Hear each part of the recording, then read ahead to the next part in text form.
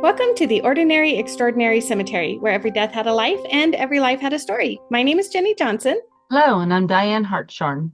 And before we introduce this evening's guest, I do want to remind everybody I've done it, I don't know, however many episodes now.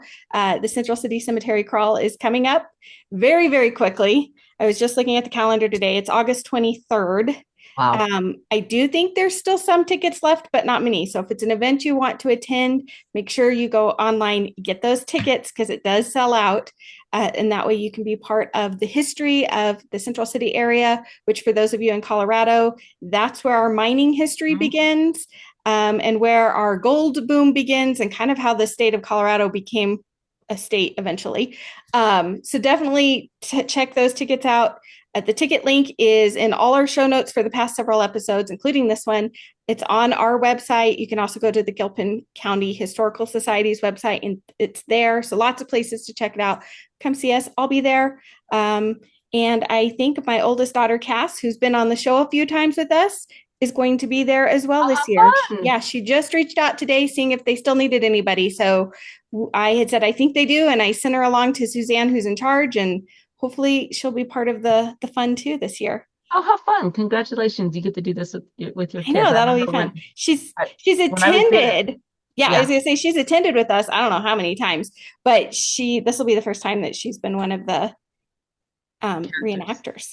But Yeah, I remember doing it with my kids, well, especially Aaron doing it when his first one, it was before he started kindergarten. And he's 33 now. So it was a lot of fun. So I'm so glad you get to share this with your kids. oh, And I'm glad they want to do oh, it. yeah. So tonight, speaking of sharing experiences with your kids and family, we have a very special guest joining us tonight who has made a very special, um, taken a special interest in preserving people's stories and family stories or individual stories, pet stories, like you do all the stories. So we would like to welcome to our show tonight Stephanie Ford. Um, Oh, and in addition to that, she is a caregiver.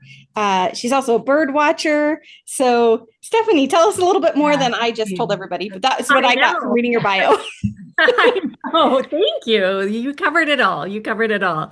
No, thank you so much for having me. It's such an honor to be here. And like you said, I have a passion for stories. I genuinely do. And I thought, when did this all come to be? When did I start doing this? And I realized I think it's kind of been a lifetime of, just loving one-on-one time with people. And so looking back over my life, I think, oh yeah, this is what I've done for a long, long time. So yeah, I think early on, I had a mother who had polio as a child. Mm, And so I think I was just raised, in she's so strong and so capable, but it was a struggle. And so I right. think we just kind of always had watched how she navigated the world. And I think it always struck home with me of like, oh, everyone has a story, and I felt a lot of times that maybe she was discounted for her disability and so I saw that early on and I just Mm,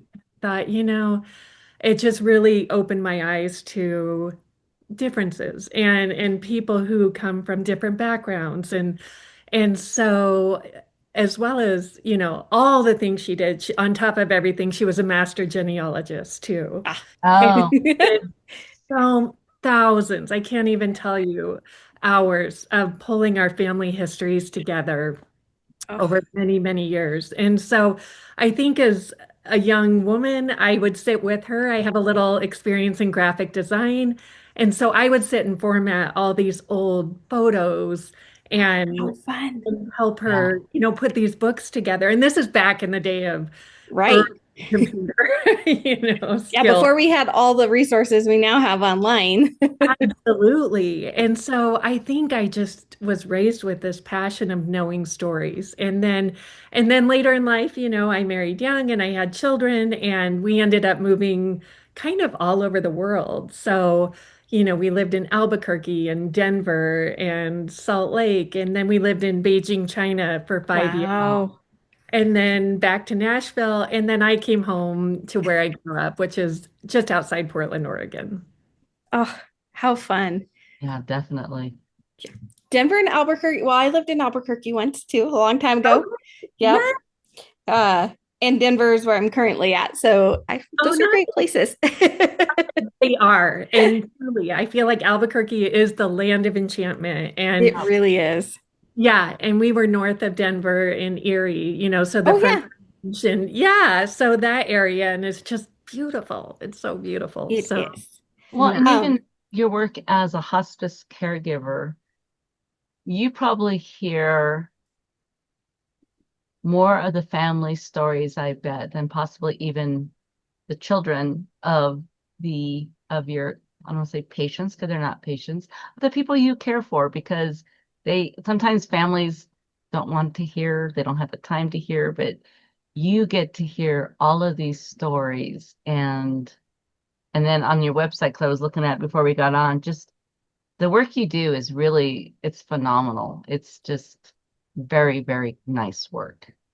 Thank you. One of Oh, my favorite stories that I saw on your website was the one you wrote about your dad oh, and how he had and I think this is very true for a lot of people because when we're born and we're growing up, our parents are like they're our parents and we're old. We don't think about what their lives were before we came along. Like that they totally. had a whole other life before we existed and then they gave all that up to be the parents and to do to raise us and do all of that. And so I thought that was so profound when I was reading that. I was like, yeah, I didn't even I mean, I know my parents had a life before me and I've heard what they did before me, but like it didn't sink in quite the same way until I read that. And so I think the way you can bring these stories together to help loved ones remember that, yes, these people that they may have only known for their entire lives still had all this other stuff that happened in their life prior to them. And I think that's so awesome. Oh, thank you for capturing that so beautifully. And Diane, thank you. You nailed it. I think, as a caregiver for many years and in the hospice field, you spend so much time with these people. And like you said, they're not patient, they are your friend. You're spending hours and hours and hours together. And you realize, oh my gosh, there are so many incredible stories Mm-hmm. from people you would never expect. And I feel I've walked into so many homes unknown, what I'm walking Right? into. You just get a notice and, you go Guys. and you're like, hey, we're going to hang out for the next 12 hours together. Hi, And I think it's been such a beautiful experience for me to just truly sit with someone Oh. and just say, what do you know? What do you know about Oh this? yeah. And Mm-hmm. this is where the wisdom is. I tell my kids all the time, like, get to know people who are different than you, get to know people that are older than you, just really, truly take the time to ask the questions. And you're right. And I've seen a lot of family dynamics in my career doing this. And you realize, oh, yeah, children are busy. And families are busy, and there are dynamics within families, Mhm. understandably, and you get it all. And I think that's the beauty of what I've seen over the years is the perspective I can see of, oh, I get that, and you just see everybody's point of view and you just think, oh, we're doing the best we can, And so sometimes sitting down with parents is hard, it's not comfortable. It feels a little bit awkward of like, how do I all of a sudden start asking, so tell me about your childhood, Right.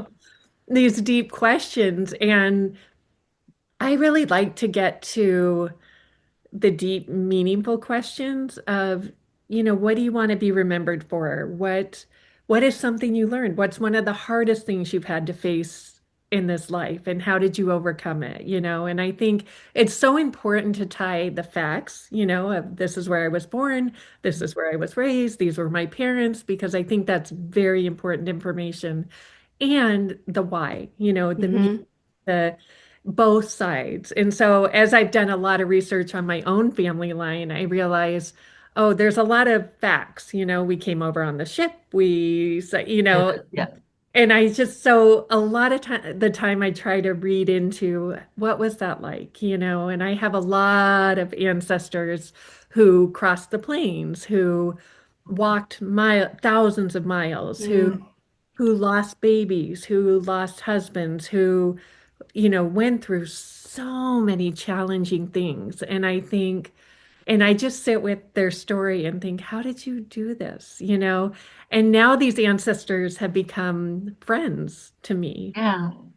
truly, of just a lot of times I'll be out on a walk and think, Sarah, how did you walk 1,300 miles? How did you do that in the blazing heat? And it's been helpful almost 200 years later to say, oh, we have different time settings, different worlds, but kind of the same story, Yeah. of trying to get through life, make a better future, hope for better things for your children, or whatever the case is. It's just a similar story is what I have found. And Well, so, and then just yeah, just knowing their stories and 'cause especially my grandmothers, my great grandfathers didn't live very long, so the women far outlived them. But just some of the things they had to go through as young, being orphaned at the age of 10, and there's, bits and pieces trying to fit together. But then you look at that, it's like, oh my gosh, they survived that. And then you look about what things you're having to go through today, and it's like, and I would tell myself, especially when I was younger, it's like, my God, if they could do this, and I certainly can do that. Come on, get it together here. But, and that's the thing when I was looking at your website and I went in at the different aspects, and the one, of course, was the genealogy one. And mm, I so, knew you would find that yeah, one. and so many people do the family sheets, and they have the dates, and they have the facts, and they have this. But with yours, you actually, and it just, you didn't have tons of information. You didn't have, right. you wasn't bogged down with everything and anything about these families, but they came to life. They Mm. came to life, and that's what, like, it just, I think just the movement of the video, even because then you have them on the farm, and I love the one in the striped uniforms, because Oh, yes, I yeah, we have, my great grandfather wore those striped uniforms as well, and I got the biggest kick out of that, and it was just really cool. thank you. No, And that means a yeah, lot. That means a lot. And you're right. I absolutely think we have these histories and they're part of our story, yeah. and I think here is my great great grandfather in a prison outfit in 1888, and he was charged with being a polygamist, and that is part of our story. And, Mhm. and I think, you know what? It's there. And I love it. I'm just like, okay, the history, there's some stuff there that I don't love, Hmm. but the story is there. And I just think that's what I love. It's just, okay, this happened and what did we learn from it? And then reading even beyond, just that photo of just, oh, here were his three wives and here was my great great grandmother, and just reading into all that. When it puts us into, we're so much more connected to history that way than just this happened on this date and then this location. But then you look at that and it's like, wow, we are part of that, because Jenny has um Proctor, right? Mhm. Mm. The Salem witch trial. So it makes a big difference reading about it than, oh, this is part of my family history, where we find out we're so much more connected to Yeah. our American history than we could ever dream of. And bringing those stories to life is probably so important now, more than probably anytime, almost ever. Almost ever. That sounded really intelligent, but you know what I mean. It Well, was I think one of the best things that you're doing is you're reminding people while they're still alive to get the Mhm. stories now. Because, and I will say this from the amount of research I've done for our podcast when I'm trying to find somebody's story, there's a lot of times, yeah, like you said, I can find all the facts, I can find the dates, I know where they lived, I know, when they were born, a lot of times when they died, things like that. What I don't always know is what they were thinking. I don't know what they were feeling as they were going through something. I can find newspaper articles that will talk about what was happening at that time, but I still don't have their personal perspective on it. And so when Diane and I are sharing those stories, we're kind of filling in those gaps with what we think they were probably feeling or what we think was probably, going through their loved ones' minds or something at the time. But we don't know because that part of their story is lost. And Mhm. so what you're doing now is saying, while you know it, Yeah. while you're still alive, or because your dad just told you this stuff, put it down, and then it can get passed down from generation to generation, and those stories will continue to live on. And I don't think a lot of people think their story is important enough to remember. Right. Most of us, everyday people, we go about our lives, we're doing what we do because that's just what we do, but we don't think our stories are that important.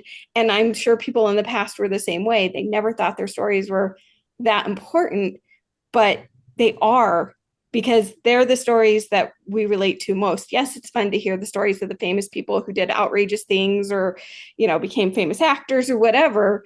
That's great too. And I have nothing against those, but most of us don't live those lives. Most of us live the same life that everybody else has lived.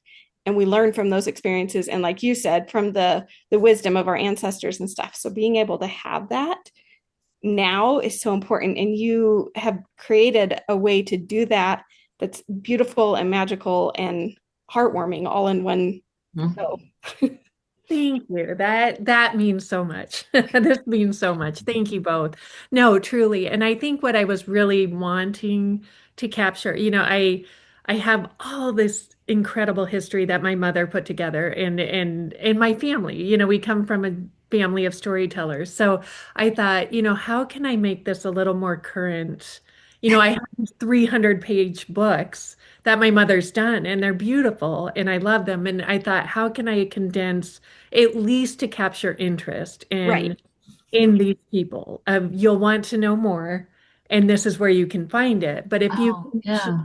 capture, 5 minutes of photos and the essence of someone, that's really truly what I'm trying to create. Of can you capture the essence of someone's life in a short amount of time so people will be more interested to get more and so or to learn more. And so I love what you said, Jenny, in the sense of we none of us think we have a cool story. I look at my life, I'm like, I go to Costco, I go gas station, I go, I it feels very just mediocre, that I am just doing life. And as I sit back, though, I think, no, I've learned a lot of things, and realizing just how important it is to record those things. And so I have sat with people at the end of life and just have said, what do you want to be remembered for? What are the things that matter to you?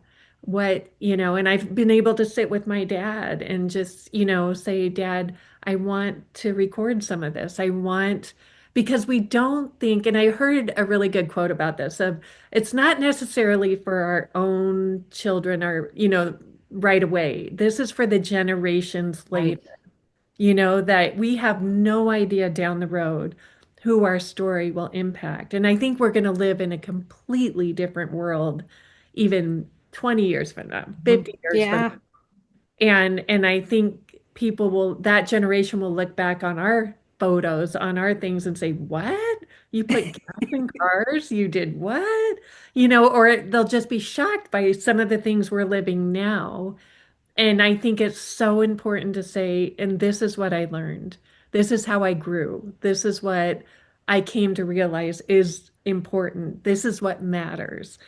And so, yeah, Diane, like you said, at the end of life, when you're sitting with people at that time, it's just you realize what really matters in a world right now that feels just all over the place, what's happening. And I often tell my children, I said, this is what's real. This is real, is the one-on-one time we get with each other. What the one-on-one time when you call your grandfather, and my mother passed away in 2011. And I thought, I want my son to know her.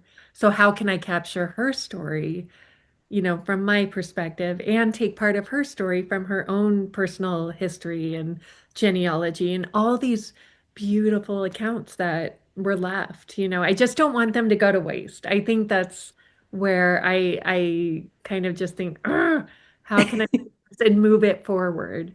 And then how Well, cool will it be to have the next generation do it a different way, you know?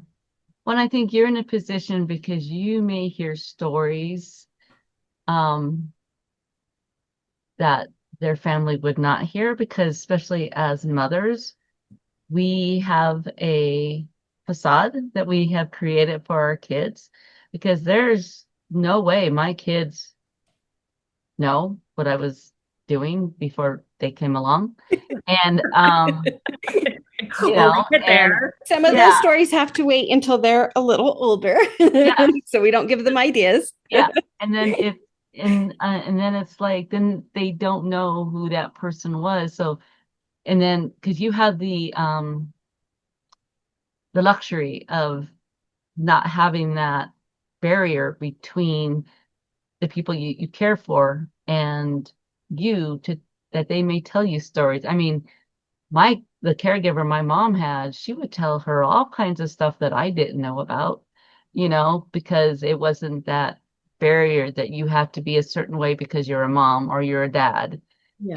And, you know, and I Yeah, think it's that almost makes like, sense now. going to therapy where they say go to the therapist because that's an objective person that's Yes. outside of the personal experience and they can see it differently. That's what you get to do when you're sitting with your patients because you're not their kid, you're not their niece or nephew, you're a complete stranger that has come into their home to help care for them until they don't need the care anymore, so they can tell you all the stuff they might not have wanted to tell their children, or maybe by telling you, maybe it leads them. I'm hoping in some cases that it's led them to tell their family maybe things they were hanging on to because they were either ashamed or they just didn't know how to bring it up or whatever the case may be. And they let it go to you. And then maybe that then lets it go to the next generation so that people might understand. It almost hope there's healing in some of that for the person who's passing away, but also for their family members, because maybe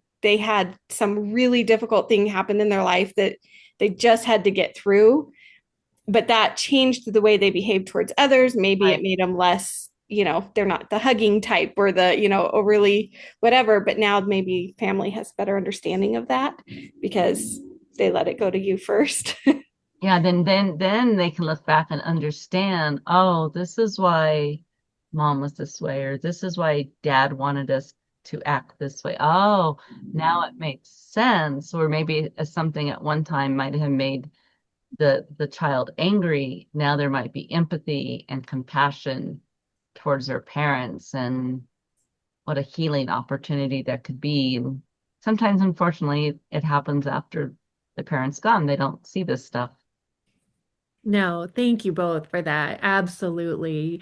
Yes, Diane, I think you're right. I do think I have this really sacred honor of sitting with someone in their full honesty, and I think, yeah, sometimes you hear things and you're like, what? I Whoa. know, but I love it. And I'm just like, talk, and I think an important part of end of life conversations are what are those regrets? What are those sadnesses? And it's heartbreaking because you realize they've been carrying this with them for so long. And really, it's just not that big a deal. I think in the grand scheme of things, you're like, you're fine. You are fine, and you're going to be just fine. And so that's what I've seen over the years of just people who carry things too. And you're right, there are so many family dynamics. There really are. And as I've done my family research down the lines, I realize it's made me more compassionate, for my dad, for my mom. And I think, oh, I can see how you were raised in this, perfection, do not deviate from Mhm. Mhm. earth, you do exactly, don't shame the family. And then generations, you just see people doing their duty.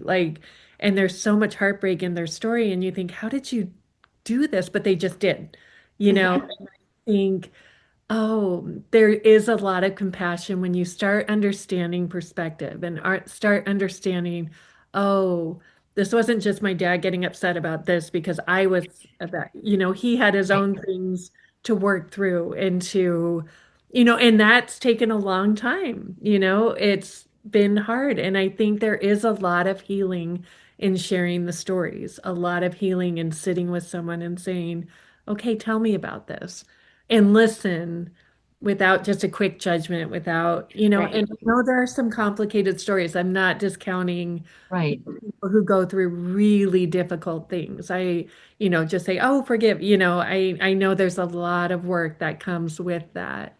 But I think when we start just listening to each other and really just understanding, oh, what was that like for you?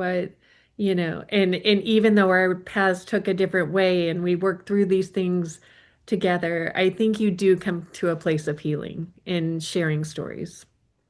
It's another really important reason why we want to keep stories around. The healing Something story. beyond our fiction and our fairy tales. And I mean, don't those are great stories too. I love a good fairy tale, but it's for as humans, we need to hear people's experiences. We need to know what they lived through, what they, like you said, what they've overcome, or the things that brought them ultimate joy. Like, what was the most joyous moment of their life? What was that thing that made them so happy that that's the memory they've lived over and over in their minds? Anytime they needed that pick me up, they could go back to that one memory and be like, this was such a good moment in my life. Um, Yes, and I think you're right. It really connects us. I think of one experience that a woman very late in life shared, where she had her first child. She's 21 and went to the hospital, and the baby passed away, um, on birth because there were complications with the delivery. Totally healthy baby. And she had photos of him for me. And we just sat with that. And I just, no, it'll make me teary if I talk about it too much. But I just said, what was that like, at that young age? And she said, it happened. And I went to work 2 days later and never talked about it again, and I thought that was the time where you just kept going. yep. And to sit with her all these years later and say, let's talk about it, and she did. And it just felt good. And I thought, this is what I want to be a part of helping people work through these things, whatever, the good, the beautiful, amazing, and the complicated and the heartbreaking and then those are the stories that truly, like I said, connect us in that we've all been through all the feelings, all the things. And so to hear someone else go through it in the 30s, 40s and Yeah. say, oh my goodness, so that's, yeah, what I love I think about that's one of my favorite things about history too, especially women's history, when we read about what women would go through at different time periods, different centuries, different decades. And I think about how some things are still the exact same. Like a lot of us go on to have children. That part doesn't change. Like how we deliver children is pretty much the same, unless you have a C-section or something. It's the same for all women for generations around the world. And so you can connect with those stories as another woman because you were like, I get it. And yet they had things that were so much harder in that same way of delivering a child because they didn't have medical interventions that we now have to make it safer. And so even though yes, we still lose babies and stuff, that's a lot better than it once was, and there's a lot of things to make it more comfortable, and we have things that they didn't have. So you think about that and you're like, holy cow. Yeah. Like, and for those women who had really large families where they had a lot of children, like going through that over and over and over again in the middle of a prairie, in a lot of cases they weren't going to the hospital, they were having them at home, you Hmm. know with kids, and whoever was around, maybe some neighbors could help, maybe you were lucky if you could get a doctor, but that wasn't always a guarantee. So yeah, Absolutely. and I like having that, the perspective. And it does, like you said, it helps for our modern crazy busy lives where we have a bunch of stuff that bombards us all the time. The news is constantly bombarding us more now than ever. What's going on in the world, we see and hear a lot more of it. So to be able to hear another story and step back a little bit makes you go, okay, we're going to get through this too. They Right. got through, people got through World War II, they got through World War I, we'll get through whatever's coming. Like, it's not the end of the story. So No, exactly. And then I think when you take the time to hear other stories, you realize there's so much more. We have so much more in common than we have differences. And I think that's what we need to remember.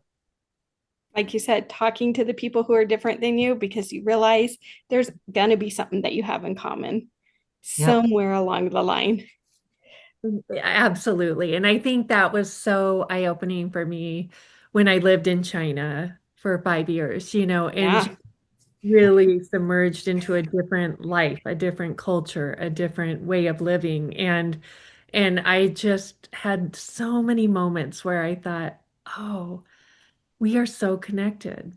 And we may not speak the same language and we may not see the same part of the world, but I just thought we are so connected. And it started hitting me that these are people living their lives just the same as I'm living my life. They're mothers who love their children just as much as I love my children, and it just really connected but of course we know this, but I think when you see it firsthand, it just was such a reminder of, yes, this world is big, and yet we can come together and we can, instead of looking at differences like, oh, that seems, versus Yeah. just, oh, what can I learn from this? What can I learn from you? What do you know that I don't know about this world? And that's been the biggest gift to me over the last number of years of just being able to sit with people and say, what do you know? And then Mhm. those good parts and building something that I just think, oh, the world needs to know these stories. So that's kind of how it all like came to be over many years of just collecting these. So now you have now, of course, Diane and I've mentioned it a couple times now. You have a website where people can go and you can see some of the work that you've done on your website and everything. And Diane and I, both of us, were going through the whole thing. But tell us a bit more about what people can do with what you offer to these people and how you can help with their stories, and help get the stories shared and make sure they're captured for decades to come. Generations. That's my hope. That's my hope. No, thank you. Yeah, no, I started this many years ago. I just had a little quiet website that I would do behind the scenes. I did not post. I am not a social media person. Like this is all new for me to put myself out there. I just have kind of done it quietly over the years.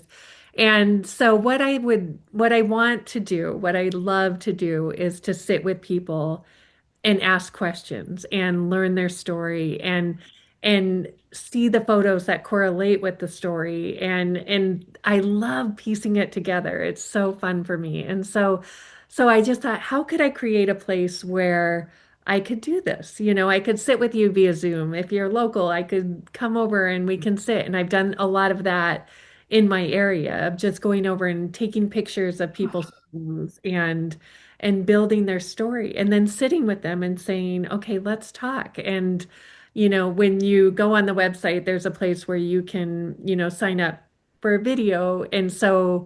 And then you can upload your photos, and then there's a list of questions. So there's a long list of questions, but you can pick and choose what you want. Like, like Right. you can do it all.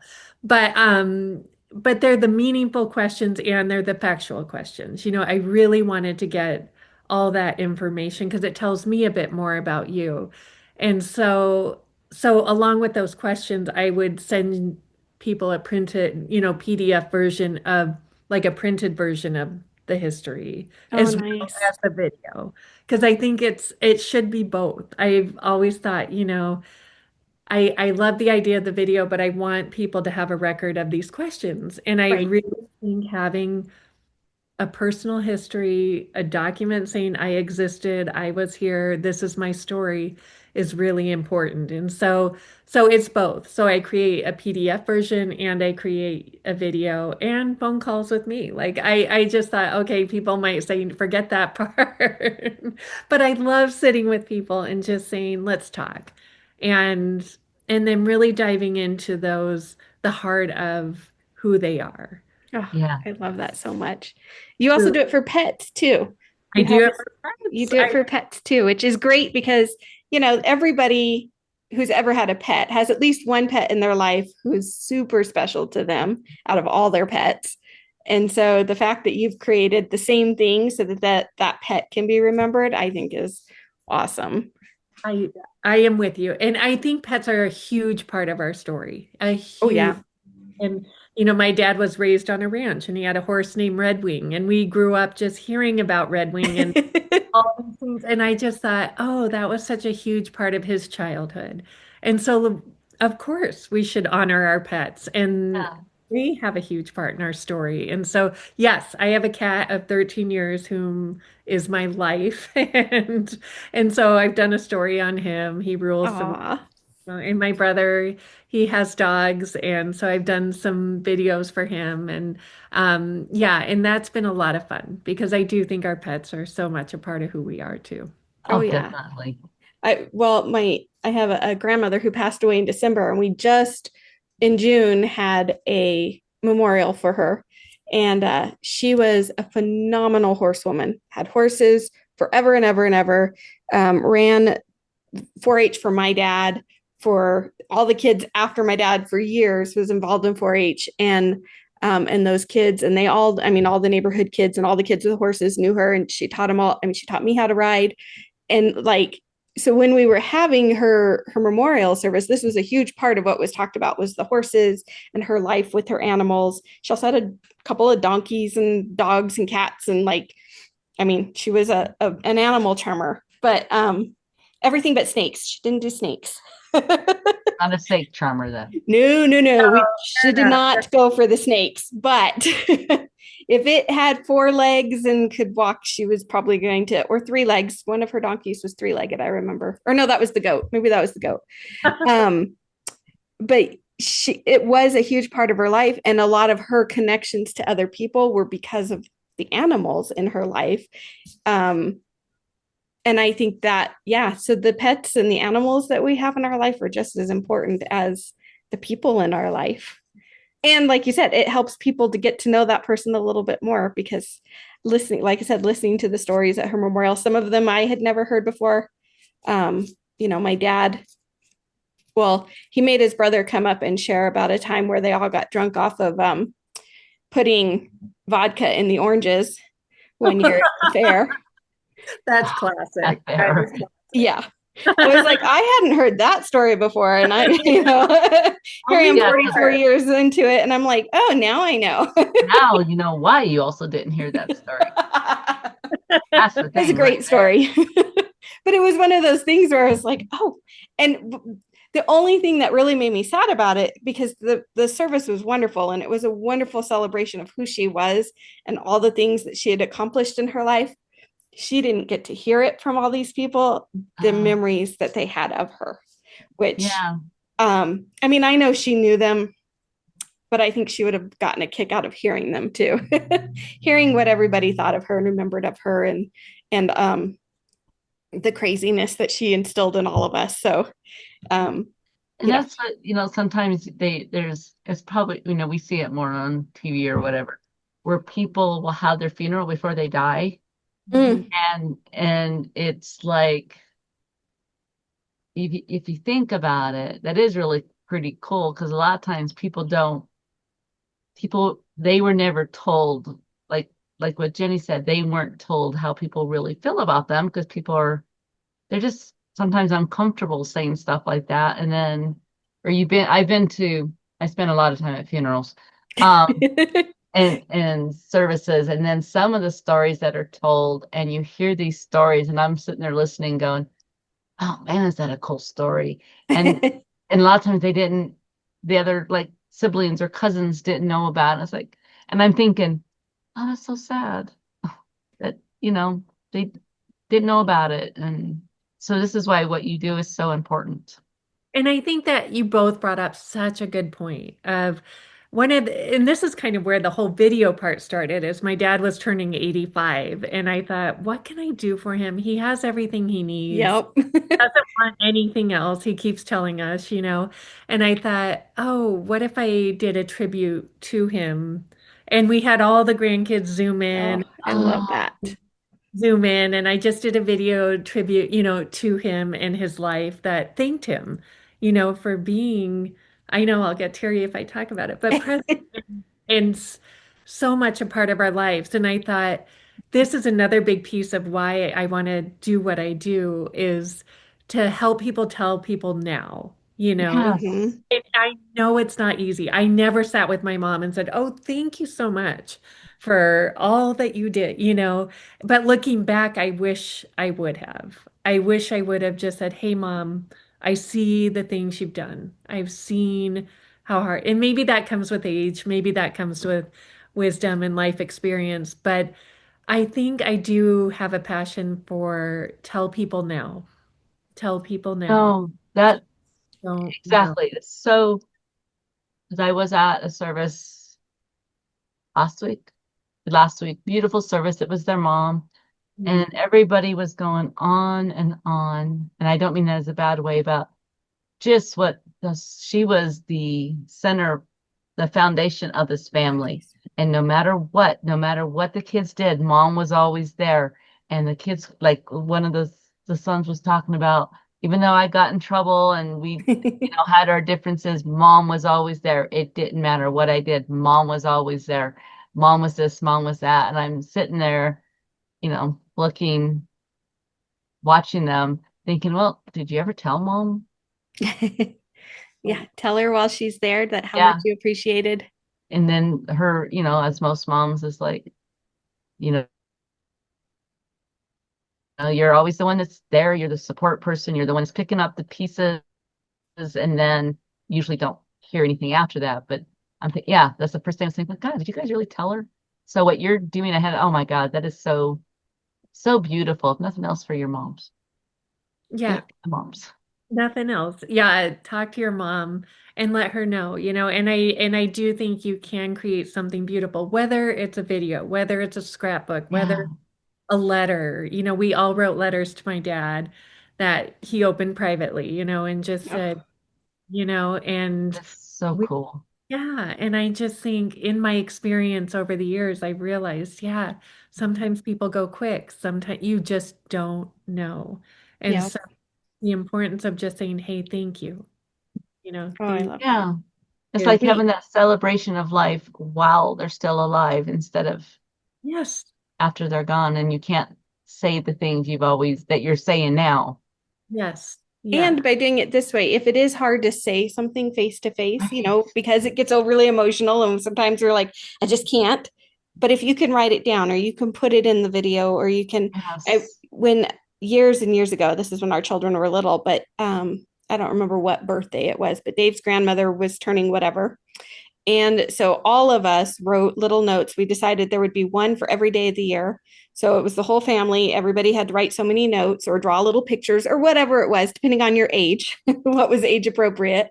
And then we had them in a jar and she could pull one a day and read Oh, who wrote what about her, their memories or how much they appreciated her or whatever it was, something or like I said, my kids were little, fairly little. So I know there were a lot more pictures drawn than there were like words yet because I don't know, no. maybe our oldest was writing by then, but maybe not the two younger ones. So I think it was still a way for everybody to show his grandmother how much she was loved Yeah. and appreciated every single day. And she got that little note and it was a year's worth. And then eventually after she passed, they one of them, maybe it was Aunt Trudy or somebody found them all and put them all together in a book. And now we all have copies of all the notes that were written. And it was fun to go through and see them again because I had, kind of forgotten that we had done them. And then when we got these copies, the photocopies of everybody's notes, I was like, oh, yeah, I remember, this or That is that or so whatever. And cool. I thought that was kind of a cool way while she was still alive to let her know how much she was loved and appreciated and how much she had done for her family. Yeah. So I think Well, that was, sorry, that go ahead. that I was just going to say that is beautiful. I love that. And yeah. I think having worked in a lot of assisted care facilities and people in their elderly age, it means so much to them to get that little note, to get that little card, to just have something, Oh, that yeah. they're known and appreciated and not forgotten. Well, and like you said, when they get to a certain age, and I know a lot more elderly people are this way, they don't really want things anymore because they have Right. all the things they could need or want. And of course, once they pass on, somebody's got to go through all that stuff anyway. But to be able to have that note and something they can cherish right then and there, that means more to them than, something that you went to the store and bought. like just to open that up and smile and be like, oh yeah, I remember when I did that. I'm pretty sure one of my notes was something about the tablecloth and napkin set that his grandmother embroidered for our wedding that I still have and we still use. And I remember writing about that because I was so grateful for that as a wedding gift because it was just beautiful for one thing. And it's just something, it's that little piece of her that because she was a sewer and she did all the handiwork.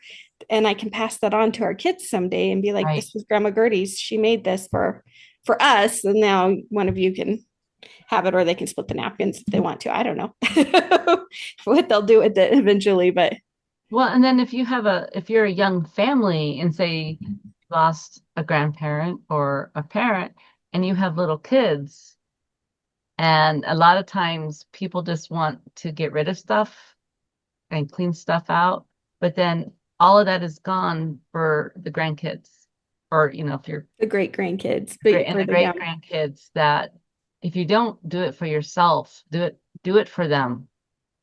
Absolutely. Absolutely. And I think you nailed it right there of just this is for the generations to come. Yes. And they will appreciate. I'm not sure my kids will love everything I have, but I they're you know, Their kids will, because that's a piece of you that they didn't have because maybe they didn't yeah, get to know you, or their kids, is, yeah, absolutely. Great, great grand, down the yeah, line. And so I think these things are important. And so to hold on to, I love that, like the napkin, the embroidery and all these things that who knows someday if that'll even be a thing. But to say Right. great grandmothers, yeah, yeah.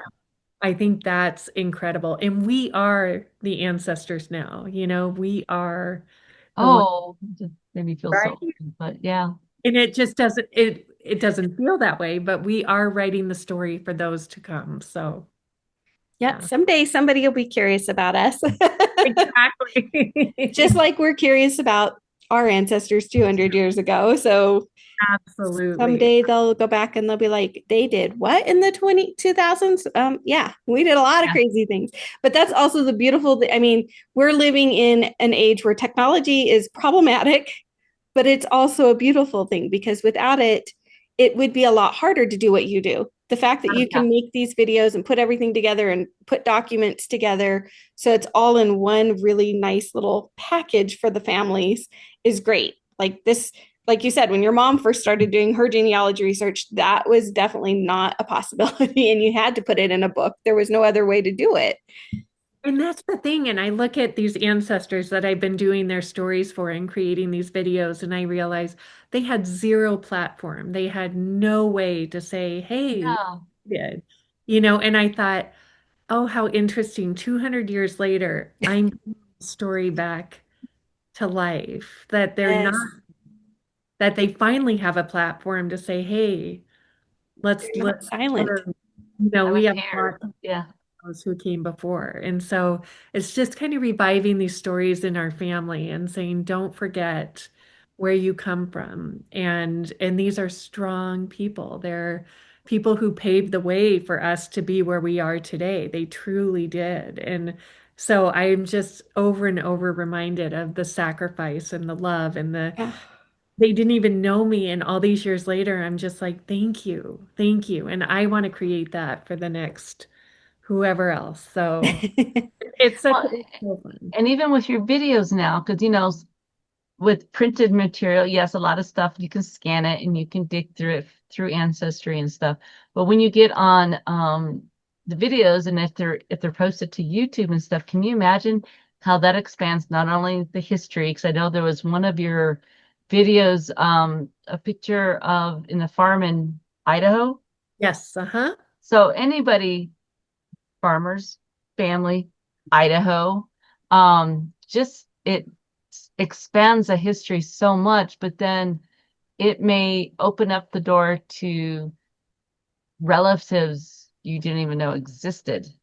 I hope so. I hope so. And this is in the beginning phases, as I'm doing this, and I think, oh, I'm so excited to learn from other people. I'm so excited to hear other stories. And Yeah.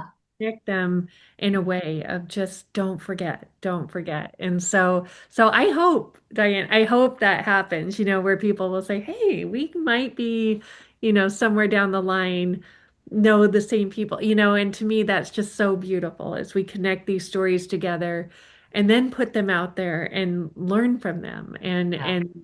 and that's my little bit of advice, if I can, of just really call your grandmother, call your grandfather, write a note, if it's hard to talk face to face, and just let them know how much you care and how grateful you are for the things they did do.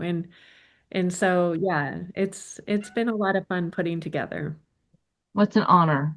I mean, you've been given this honor to do this. Thank you.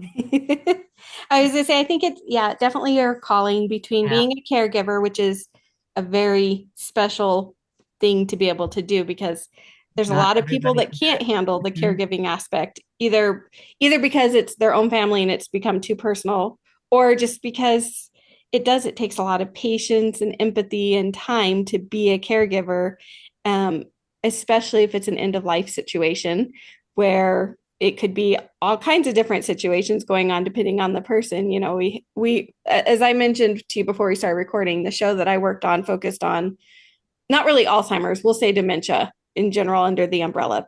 Um, but it was a situation where I got to hear the stories of those who had been caregivers for people with dementia and hearing the amount of, for some people, and in most cases, these were family members as the caregivers, but the pain and the frustration and the sorrow of the caregiving aspect. What you do by not being related to these people is help Right. relieve them of some of that part of it because it's so hard. And again, you get to hear some fabulous stories. And as I told Diane when I texted her about who you were, and I was like, I said, I think it said hospice nurse as opposed to caregiver and story keeper is what Hmm. I called you, was a story keeper. I I mean, you're love a storyteller too, but you're gathering them up and you're Yeah. keeping those stories too. So that. I like that. Thank you, Jenny. I might take.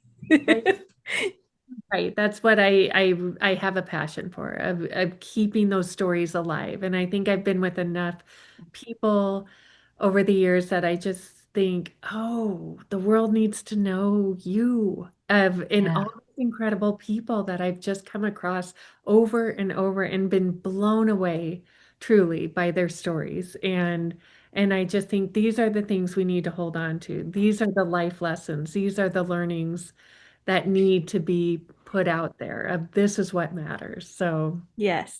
then Well, Yeah. thank you. So let tell our listeners how they can find you. I mean, we'll link everything in our show notes and everything, but tell our okay. listeners how they can find you if they want to reach out to you and help have you put their stories together. Yes. Well, I have my website. So it's Life Stories with Steph, STEPH.com.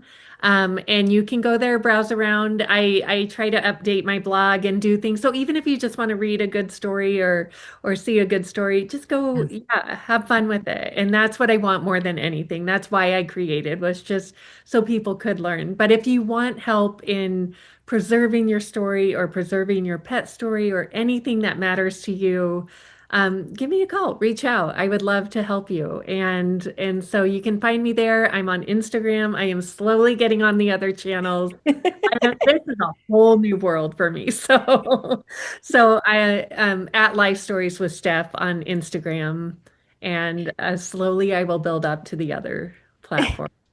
Well, don't feel bad. We're only on two of the platforms. We're on Instagram and we're on Facebook, and that's as much as I could handle It's a full-time because job. it's a lot. Yeah. And I don't, unfortunately, I do another job and Diane does another job. Like, we don't have time to sit on social media all day long doing Right. social media stuff. As fun as some of it is, it's just time consuming. And we're not content creators in that respect. So Right. we'll do that. Well, Stephanie, it has been so Thank wonderful you to have so you much. on to talk about stories, to share stories.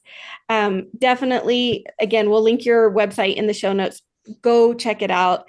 Like Stephanie said, even if you're not reaching out to her right now for help, read her blog. There's so many Mhm. great stories on that blog. I read a whole bunch of them, and I was just like, my favorite one is the one for your dad, but I loved, I think because it was personal, so personal to you too, but the fact that you were able to honor him. And again, that realization of his whole life that happened before he was married and had children and became dad, Yeah, which right. changes you. So I go check out the website, go read the stories, and don't forget to share your stories with your loved ones or ask for the stories, ask the questions, because that's so important. Like we always say, every life had a story. So get the That's story before it's too late.